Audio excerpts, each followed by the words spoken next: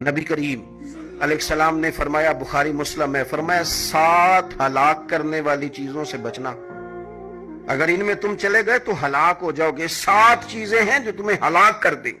یا رسول اللہ صلی اللہ علیہ وسلم وہ کون کون سی؟ تو حضور نے فرمایا اللہ کے ساتھ شریک نہ کرنا، ہلاک ہو جاؤ گے۔ دوسرا نبی پاک صلی اللہ علیہ وسلم نے فرمایا جادو نہ کرنا، ہلاک ہو جاؤ گے، ہلاک۔ اور یار جسے حضور فرما رہے ہیں ہلاک ہو جائے گا، وہ بچے گا؟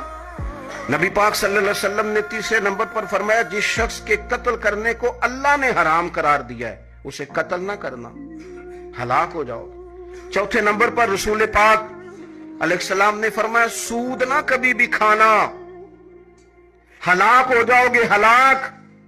بڑی بڑی دلیلیں دی بینک والوں نے، بڑا سمجھایا تو حاجی صاحب مان گئے، محترم مان گئے، کہنے لگے نہیں جی نہیں، وہ کاروبار میں لگاتے ہیں۔ بڑے بھولے والے ہیں ہم، پتہ سارا ہے۔ اور دیکھو سب کاموں کے باوجود مستقل بینکوں میں پیسے اس اکاؤنٹ میں رکھے ہوئے ہیں جہاں سے مستقل سود آتا ہے۔ حضور نے فرمایا نہ کرنا یہ کام۔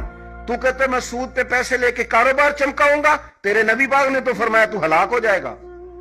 تو کہتا میں میل لگاؤں گا، حضور نے تو فرمایا ہلاکت ہے۔ تو کہتا میں بڑا کچھ کر جاؤں گا تو ہلاکت ہے۔ اچھی طرح سمجھ لیں، اصل مال بھی ضائع ہو جاتا ہے اس بندے کا جو سود کا مال ملا لیتا ہے، اصل برکت بھی اڑ جاتی۔ اور میرے نبی پاک صلی اللہ علیہ وسلم نے 5ویں نمبر پہ فرمایا یتیم کا مال نہ کھانا، ہلاک ہو جاؤ گے۔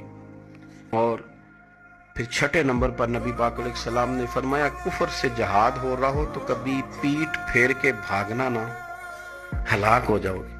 اور 7ویں نمبر پر اللہ کے رسول نے فرمایا بے قصور اور بے گناہ عورت پر تہمت نہ لگانا، بلا وجہ بہو کے کھاتے نہ کچھ ڈال دے۔ یہ 7 وہ چیزیں ہیں جو ہلاک کر دیں۔